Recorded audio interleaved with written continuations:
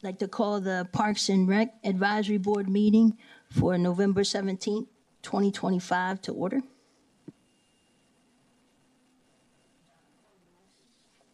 Mr. Castillo, Mr. Esquinaldo, Ms. Jangraw. Here. Ms. Ring, Here. Ms. Roberts. Here.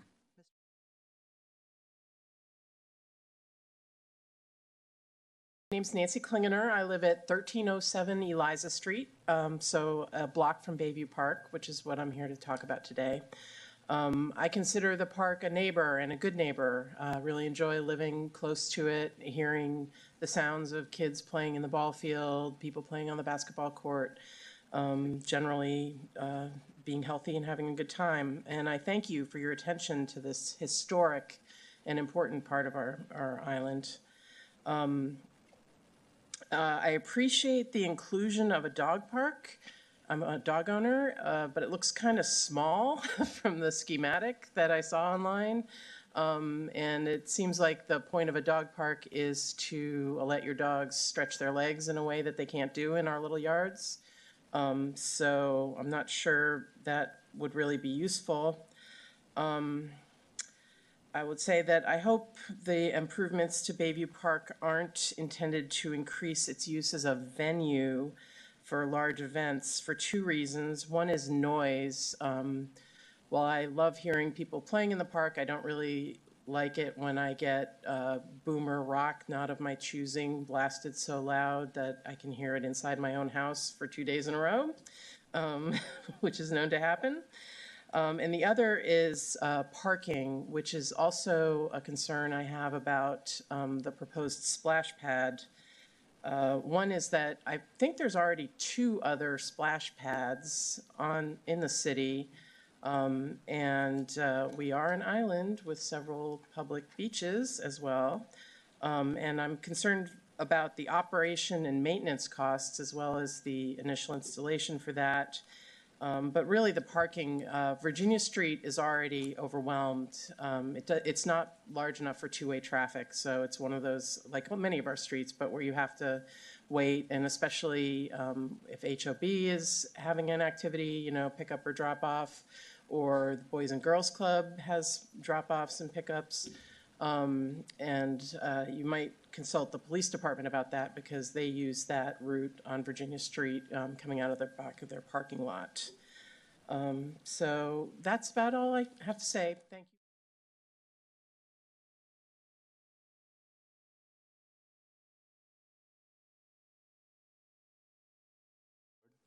As I'm sure you all have heard, lawful or open carry by law-abiding adults is now generally lawful throughout the entire state, and that includes our city parks and recreation areas.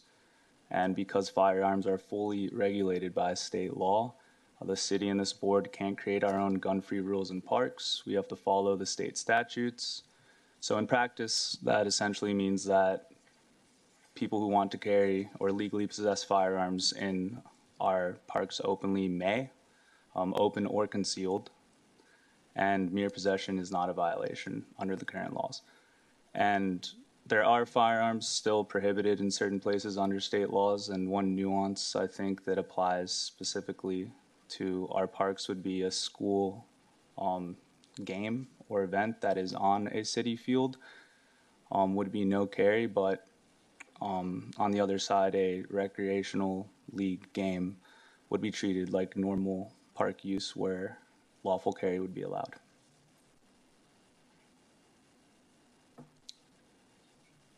And that is all I have for my report tonight. Thank you. Any questions about that? So a youth league running a program on a school site, how does that? So at school sites It's still, or anything like school sponsored, it is not allowed. but if it's a city-run program using a school site? Anything at a school site, open carry would not be allowed. Welcome. Can you answer, is there like proximity within school for that? I'm thinking Bayview Park in particular with its proximity to HOB. Does that fall under an umbrella from that? So I did not look into that in my preparation for this, but I can look into that for you. Good evening, Madam Chair, board members. I think Dominic's going to pull up our presentation, but we do have a presentation for you all. We did have the presentation back in July, some of the same stuff, but a little more in detail and finite. But just wanted to start off, thought it was pretty cool. We found the warranty deed for the property from back in 1919 from the Gatto Cigar Company when it was transferred over to the city. So thought it was kind of cool to throw that in here. Is in the first slide there. And then this is the site plan that's been updated from our previous meeting when we discussed this. Just a few updates. One, we notated there were some additional trees that the landscape architect had in the original plan that you all saw back in July. So we removed those because there is no plan to add those in along Virginia Street at this time. And then you'll note that we had a public meeting a few months ago, but there's the fitness amenity that is noted in the space, number 6. So what that is just a placeholder for the fitness amenity that we are looking into. There's the National Fitness Campaign that we were awarded $35,000 in grant funding through their organization. Now that is an award that is technically the city does not need to commit to till next year. What that allows us to do is, you'll notice in a later slide that we also applied for the FERDAP grant for a fitness amenity. So that is just notated as a placeholder. We still have options of style and type. Roughly would be anywhere from about 38 foot by 38 foot, but it can be condensed. But we just wanted to update that from the aspect of originally there was the small trail that went through there with kind of the park horse or station amenities. And the purpose of looking into this fitness amenity that's a little more condensed in that area is if you're ever on the playground with your kids and you wanted to work out, or if you're on a splash pad and things of that nature, you could be in closer proximity. So where you're considered more of a multi-generational park where your children may be able to be on one of those amenities where you could be doing some workout and then still have a view of what your children are doing. So that was kind of the reason behind that style of amenity opposed to the trail style. And then you'll notice on here, there's a few different notations on the left with DRC, planning, hark, and tree. So be fully going to all of those meetings. We've been working with the planning department, our architecture and engineering firm, Bender and Associates, where we're working through the planning process. We're still trying to figure out, it sounds like it's leaning towards it's going to be a major development plan. So you'll go to DRC, 2 planning meetings, hark, and then tree, and then of course commission. There may be an opportunity where it could be a minor development plan depending on square footages of existing versus what's new and things of that nature. So, but staff has been in full communication. We've had multiple meetings with the planning department themselves. I do bi-weekly progress meetings with our consultants. Just had one today because we do them every other Monday. So just wanted to notate that this project will go through the full planning process. And then, as you've mentioned earlier, the athletic field has been finished. So there's just an aerial view that IT got, and then a few pictures from the progress of when the field was being worked on. You'll notice that there was some additional fencing that's made the the ball field look awesome. So some of that was added in, that was approved by commission to add in more fencing to really solidify that whole ball field itself.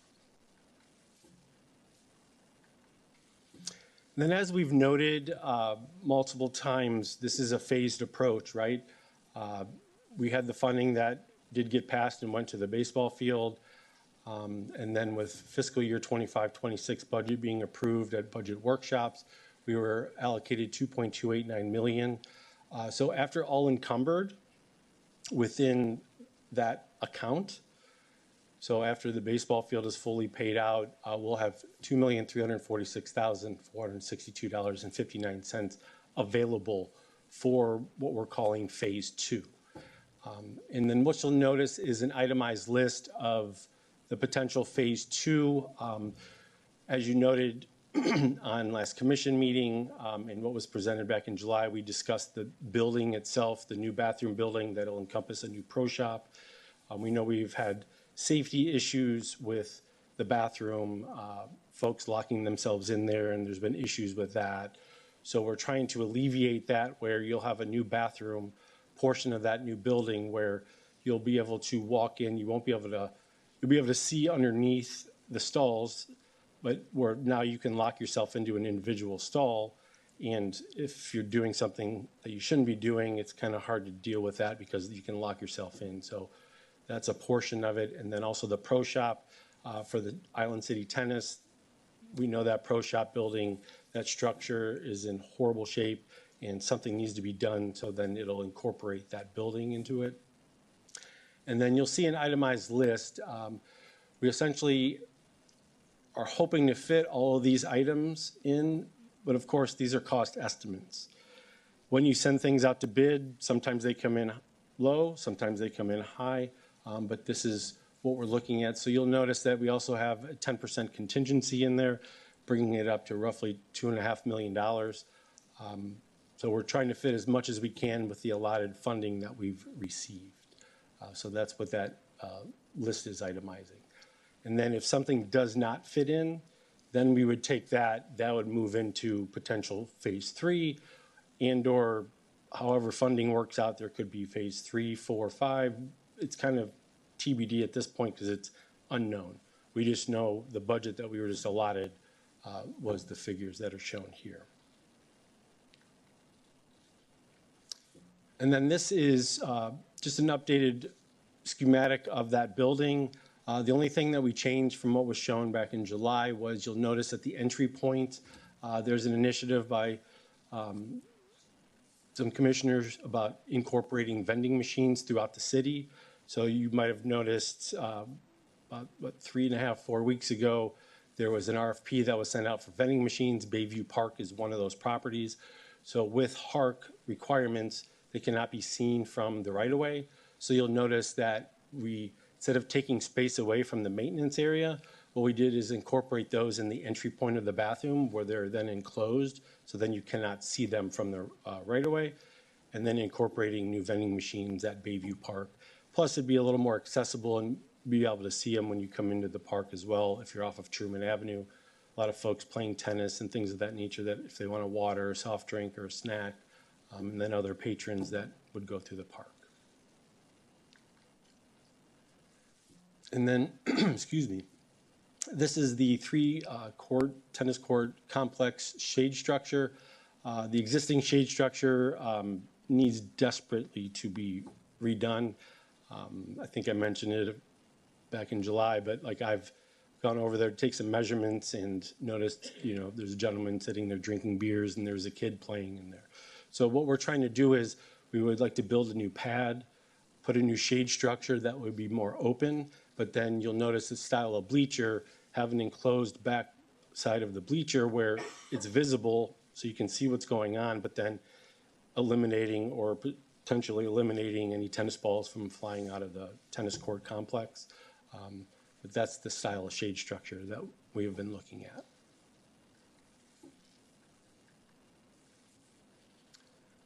And then what this slide is notating is potential phase 3 and just a line item of costs associated with them. Again, these are estimates. Depending on what we do, how we do it, those cost estimates can change up or down. But those are just placeholders as a potential phase 3. But again, we have no idea what's going to be allotted in next budget, like 26, 27 or beyond. So those phases are just going to be depending on how much funding we're able to receive for the project.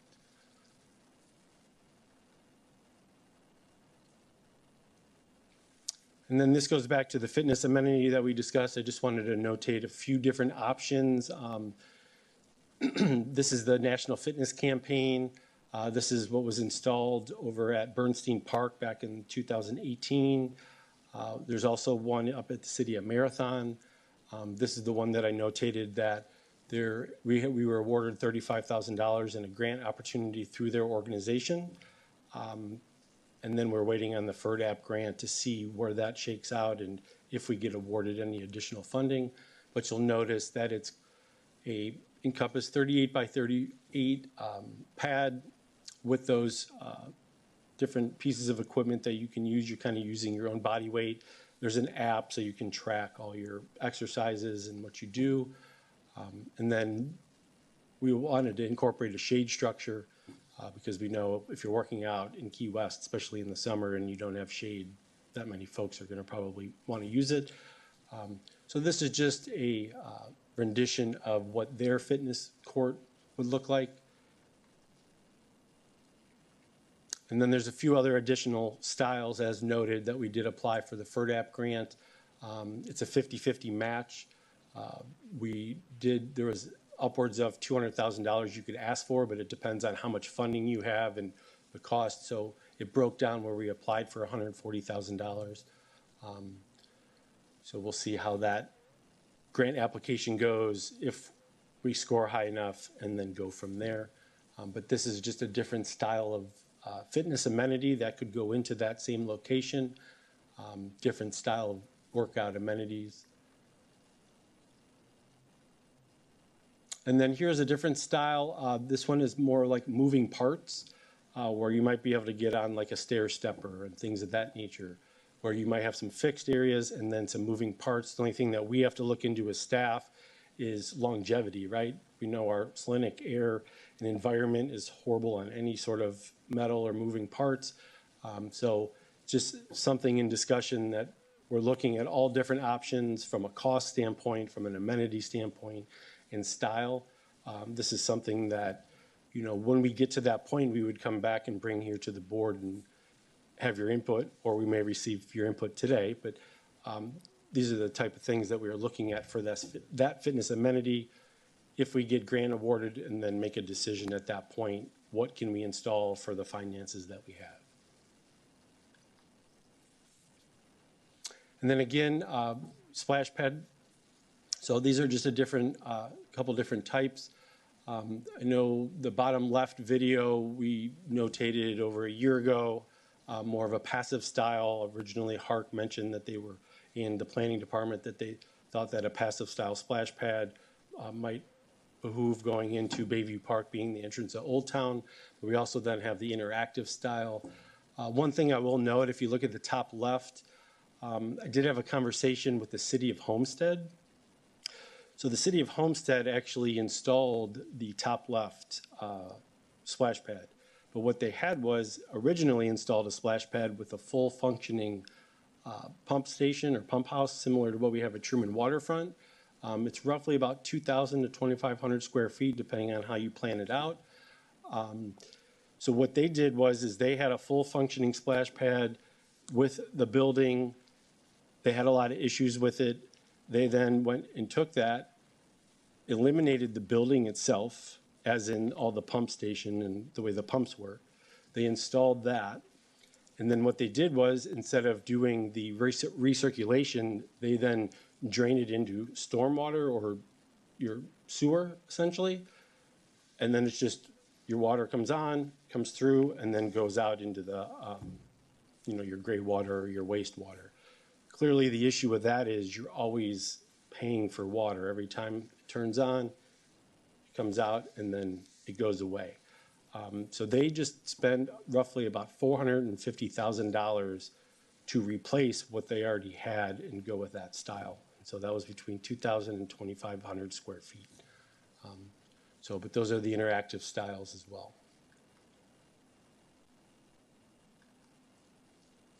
And then that essentially is my presentation. I'll be more than happy to field any questions. I'm sure we have some questions. You want to start, Ms. Jangrow? Yes, thank you. Well, first of all, I wanted to say that I really like the placement of the fitness center. That's fantastic, and I like your reasoning, being close to the playground, and it's going to be great for parents. Also, I really like how you included the pictures of the tennis shade structure to get a better idea of that. The bathrooms look fantastic. I'm totally down with getting those bathrooms, the tennis center, the courts fixed up, phase 2. It's going to be fantastic and a huge difference for safety in the park. So thank you. That's amazing.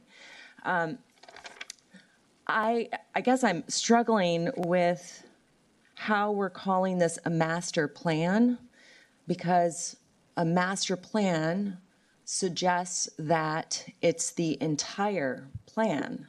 And this is only phase 1 and phase 2. There should be a phase 3 that's fully detailed so we can actually see the entire picture and plan accordingly for that. Does that make sense? What you see on the plan is what we're working with. So you'll notice like the basketball court, that would be a whole new basketball court where there's a reconfiguration of the basketball court. But these would go in that itemized list in what we're calling phase 2 because the baseball field was phase 1. So the itemized list in the phase 2 that is noted with the dollars or funding that we've received in budget 25-26, we're trying to fit those items in with the budget that we have. I understand that. But the playground, the splash pad, potentially the dog park, could be benches, depending on how it all shakes out. Those could be a potential phase 3 or even a 4 or a 5, because we don't know how much funding we're going to get. And then through planning, we take that plan that we have, submit it as, if it's determined that it's major development plan for the entire thing, so then those other items are placeholders, where then when we are able to fund them and build them, they're already gone through that planning process and been approved. Well, here, let me go back then to July, when we did not have money approved for phase 2, but we felt comfortable putting phase 2 on here. So we didn't have a budget for it. We created a budget based upon what we wanted to do in phase 2. So what we've been asking for almost a year now is a comprehensive master plan, something that includes every single phase, something that includes each element within that phase, an opportunity to give feedback, such as the dog park is tiny and the placement right next to children, not ideal. There's at what point do we give feedback on the plan and then see it represented with that feedback taken into account? We received feedback in July. Then there was, originally we were going to be at the last meeting and then it was canceled. That's what we're here today, to speak to the dog park. If you noticed, Children's Day was just a couple weeks ago. The property was jam-packed. We looked into actually trying to do a larger dog park further down Virginia Street. That would be almost to the corner, but not close to the band shell. But there are certain events that, from what I've been directed or notated, will always still happen at Bayview. So if we fence in a large dog park in the middle of the park, that's the reason why the placement is where it's at. Can it be adjusted to be a little larger? We could try to make that happen, 100%. That's awesome. Great. My frustration with this is that it is not complete. A master plan should be complete. You come up with the plan, you're detailed with the plan, and then you budget for the plan. It's not opposite. You don't say, Parks would like to have $1 million. Oh, yay. And then we come up with a plan to spend the money. It doesn't work that way. The plan comes first, and then you budget for that plan. This is an incomplete plan. So one of the issues with that is, unless we want to wait to do anything to this park until we have all of the money, it's hard to have that master plan. So we want to do stuff. Believe me, we really like doing stuff. But to say that this needs to be complete, let's say this is a $10 million overall project. Well, if we want to put $2 million away a year and wait until we have a project that we can go out to bid for the whole thing, we could do that, but we need to wait until we have all that money. So I don't know what money we're going to have next year. So we're trying to get done every year the most we can with the money. And so we're going to put money in next year's budget. And if it's $1 million, $2 million, $5 million, whatever it is, we will try to make the best use of that money. And that's always our goal. The problem is to say that we have a plan and then 3 years out, that's a stale plan. And now the construction costs are off. It's just hard to do a full and complete plan if we don't wait to bid it out until we have all the money. And we can do that, but we'd rather do stuff now and essentially come up with a plan a year at a time. So we're trying to do the current phase is what we think we have money for and what we can get done. And whatever's left over, we'll try to fit little pieces in. And then next year, we're going to see what we can get in the budget and what we can get approved. And then at that time, come up with the plan for next year. And depending on what's left, then we'll do the fall. Every year, we're going to try to get done what we can. Also, we don't know what potential things can come up. At some point, a road could collapse and all this park money goes away. So to say this is when we're doing it and how we're doing it, we can't put ourselves in that bind. Once it's approved in the budget and we have money, we really will do everything we can to get as many portions of this done that we can. But it's hard to wait until we have a full plan unless we're waiting for the money also. So, Michael, I'm not suggesting that we not do anything to the park until we have a full $10 million. What I'm saying is that there's $329,000 that has been set aside for Bender and Associates to do the plan. So just do the plan. That's what's efficient. Nope, I'm not done. Thank you. I'm not done. When you are planning your personal finances for your family, you want to go on vacation during the year. Maybe your kid needs a car. I don't know. The fridge broke and you've got to fix that. You have all these different things you need to do. Do you look at all the things you need to do and then come up with a plan to pay for it all? Or do you just say, I got $10,000, let's go on vacation? And I'm not going to plan for the fact that my kid needs a car or I've got to pay for tuition for this or I have to pay for sports. No, you look at the whole picture and you plan accordingly. All I'm asking for is a logical approach that's efficient. I don't understand the refusal and the want to just get it done in a shortcut in a very inefficient, ineffective way. I noticed there's another bathroom on the plan. Where did that come from? What is that there for? Has anybody looked at that giant tree that's going to be, I think it's a mahogany tree, that's going to be pouring all over the splash pad? That's ridiculous. Has anybody talked to the tree commission? Are you going to remove it? Are you not going to remove it? There are so many questions here. The basketball court, that's in, I believe that was phase 2, and yet it doesn't address the lights. The neighbors all along Virginia, those lights drive them absolutely crazy. Well, why can't we have it annotated in the plan that we're going to put some eyebrows on them so it doesn't drive them nuts anymore? Simple things, be thoughtful. Why is it so hard to be thoughtful and logical? That's what I don't get. While I very much appreciate your passion, this has been very thoughtful and Keith's worked very hard on this. And I know it's not as specific as you want. And I'm sorry that that's the case, but it's not as though staff is not trying to take everything into account. It's not as though it hasn't been presented here multiple times with the board weighing in on options. We can still do that as we go along. This will be coming back to you multiple times, but like I said, to say that it's not been thoughtful and that staff hasn't been working hard on this is just not true. We're very thoughtful. We've had multiple meetings about this, and I understand your passion, but it feels very aggressive towards staff, which is hard for us because really all we want to do is build the best park we can. So I did not say that staff was not working hard. I 100% believe staff is working hard. I think they lack management direction on how to do a plan. Ms. Janger, I'm gonna ask us to move forward. You've had an opportunity. Mr. Russell, do you have anything?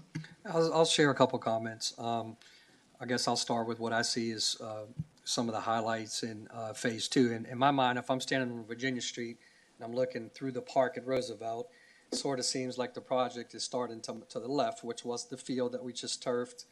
Now we're getting sort of to the middle of the park where a lot of this phase is taking place that we're talking now, phase 2, and then phase 3 would continue to move along.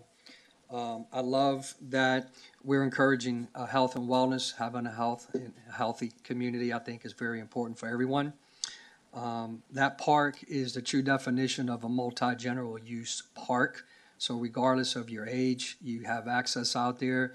You can utilize the space from sitting on the ground and having a picnic to, kids playing on playgrounds.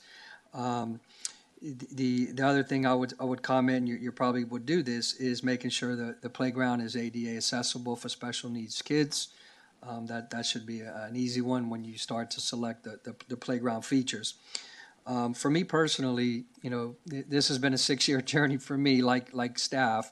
We've been talking about this one for quite some time, and it sort of seems like in order to get a park done, it takes about 10 years. I think Truman Waterfront, took about that long or more, right? Depending on where you pick up the timeline. But, the good news is I hope that in the end, you receive as much input as possible as staff and, end up with an amazing, park, which I'm sure it will be.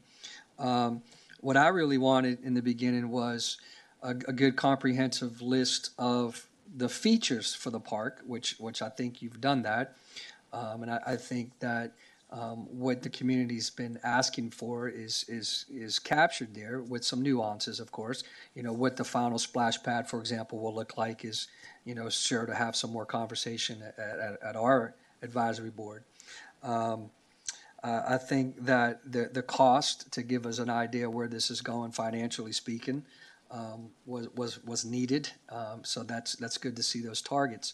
I don't personally have a problem with the phased approach. I think it makes sense. It allows the city to budget accordingly each year, and then allows you as staff to execute and get that work done, and continue the project moving forward. And hopefully, just for my own FYI, Keith, what is the next step? If this gets approved tonight, at what point will it go back in front of the city commission again? So I do understand that there's supposed to be, I think in January, a retreat of sorts. Okay. Where I know it was notated in commission meetings from a discussion standpoint. But from a planning standpoint alone, our target is to go to planning, or DRC would be the first meeting in January. So your application is due December 18th, generally about 30 days ahead of time. So our target is, working with our folks, is to have a final plan in place. You have to go through those measures, which is DRC, planning, tree, and HARC. We internally, like the building, I've had multiple meetings with HARC to make sure that the building itself is meeting all those HARC standards. From a tree standpoint, the same thing. We have those discussions to try to have an approach where we're ready to go and there's not many revisions from start to finish. But to speak to commission, besides the retreat, after it goes through all the planning process, it then goes for final approval in front of city commission. So if everything goes well, when would you anticipate breaking ground on this next phase? It's going to be, if it's considered a major development plan, which is what we're planning for, there is a slight potential that it could be a minor development plan, which would be shorten your time period. We are looking at one DRC meeting, 2 planning meetings in lieu, or in parallel, to try to speed the process up, also taking it to HARC and tree. So we're looking every bit of 4 months, so January, February, March, April-ish, to be able to then get something going from a construction standpoint. Then think about, we have to send that out to bid. Generally, bids are a minimum of 30 days. So you might not even be looking for a shovel in the ground. Could even be by June, July of next year. I know since I've been here, a little plus 2 years, we've had 3 different versions. We've had budget, then it was taken away to go to emergency issues, then it was changed. So it's been a process for everyone involved. And as Mike noted, we're just trying to get something done at the park. We have allotted funds. If something happens tomorrow, those could go away. So I'm trying to do everything I can in the funds we have, in the plan that we have in place. It is noted as a phased approach with those phases broken down to get this complete and moving forward ASAP. So roughly 2 years for this phase, a guesstimate. For phase 2, my hope would be about 1.5 years. For actually something to happen, the hope would be between 6 to 12 months.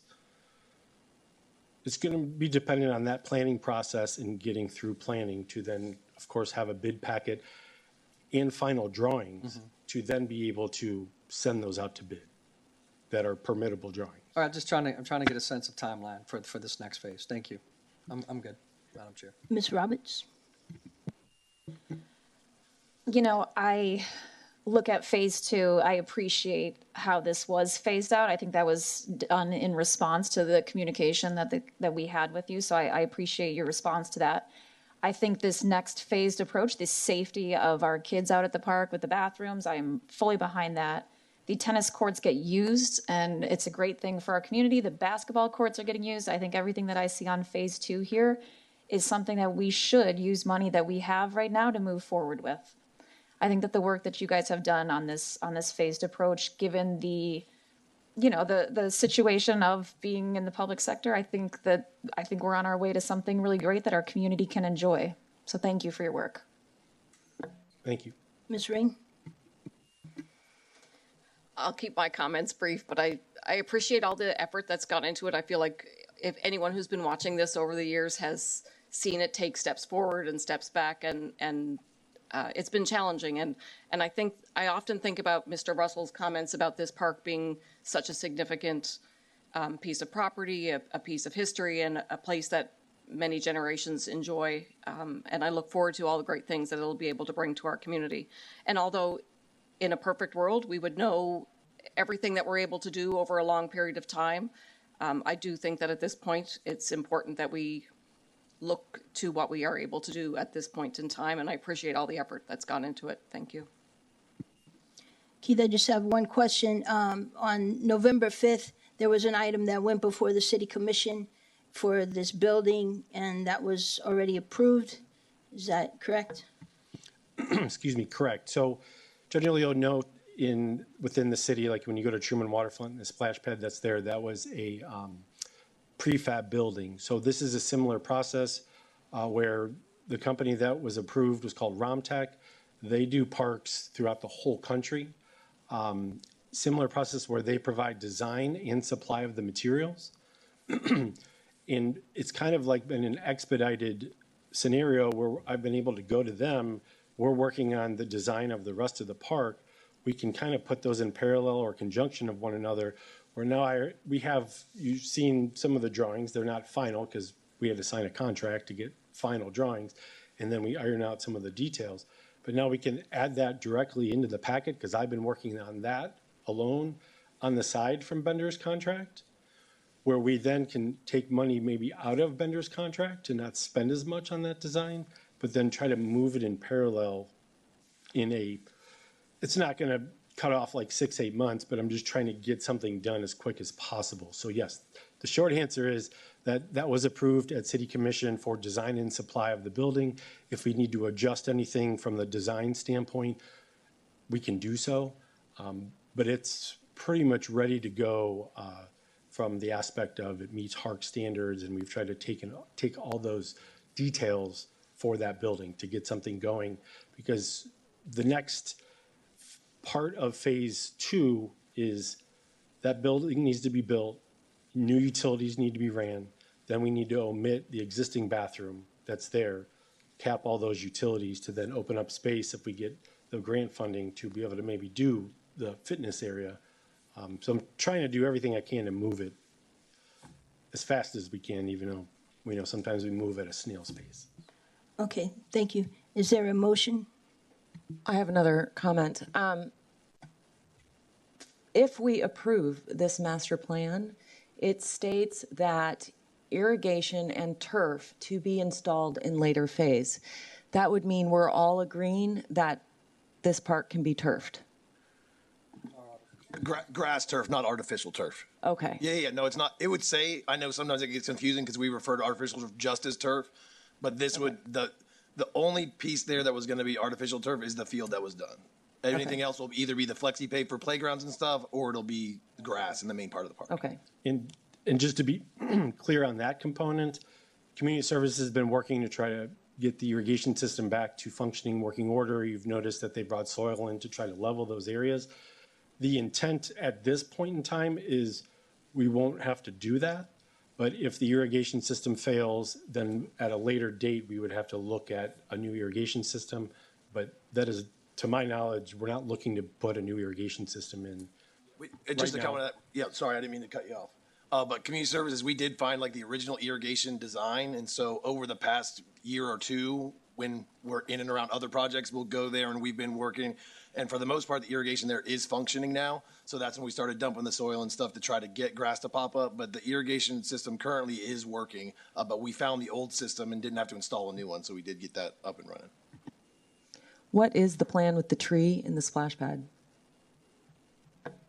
The intent would be in that location to minimize how many trees that we have to impact, right? There's going to be a criteria that we have to meet through tree commission, of course. Clearly, we know tree commission does anything you can to take out trees unless they're palms, and where we would then have to mitigate that with installing new trees throughout. So we have to take this plan through tree commission, have those discussions. There'll be a criteria if it's designated in whichever phase that is, the splash pad happens. Okay, if we have to eliminate X trees, then this will have to go back. So the intent today or in the near future would be, I think at a maximum, we're with the new bathroom building, that we affect like 3 palm trees, and I think 2 of which should be able to stay, that we're not really impacting any trees through this. Right, phase 2, but phase 3, if that mahogany tree, which is giant, right, and the tree commission is like, nope, that's a gorgeous tree, that sucker's got to stay.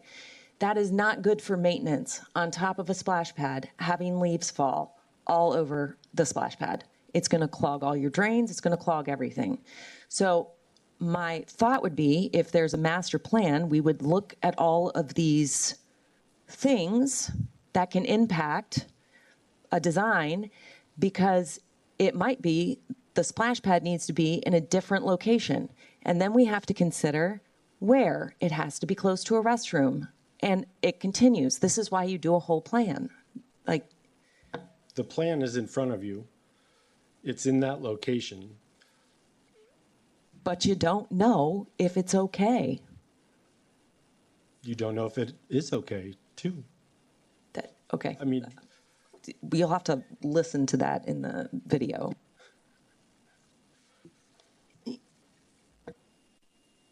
Do we have a I motion? mean, to be fair, there are trees throughout all of Bayview Park aside from the green space. So unless we only put it in the green space that is in front of the band shell, which we know we can't do because of events, there's going to be issues with trees no matter where you go within the park. And they'll have to be addressed when we find funding to do so. I'm simply asking you to do the plan first, so you know that the location of all your elements is in the appropriate place. It's that simple.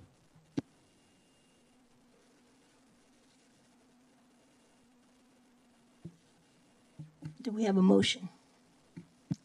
I motion to approve the city moving forward with phase 2 of the plan. Is that what I say? I'll second it. Second for any further discussion. This doesn't say phase 2. This says the approval of final master site plan. I motion to approve that. Great. Disapprove. Will you call the roll, please? Ms. Jangraw, No. Ms. Ring, Yes. Ms. Roberts, Yes. Mr. Russell, Yes. Chair Newlish. Yes. Motion passes.